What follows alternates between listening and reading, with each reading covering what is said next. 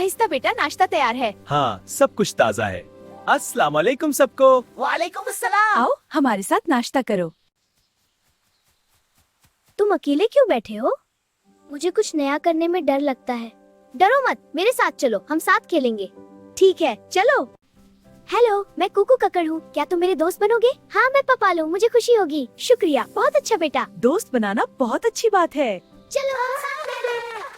पप, तुम्हारा मुस्कुराना हमें बहुत खुशी देता है। हाँ बेटा, तुम्हारी मुस्कुराहट सबसे प्यारी है। चलो पप, साथ खेलते हैं। बहुत अच्छे। शुक्रिया के साथ। क्या मजा आ रहा है। ए पप, हमारे साथ खाना खाओगे? जी बिल्कुल, बहुत शुक्रिया। यहाँ बहुत अच्छा लग रहा है। हाँ, सब मिलकर खाएं। आज मैंने एक खानदान पाया। हम बहुत खुश हैं पीप।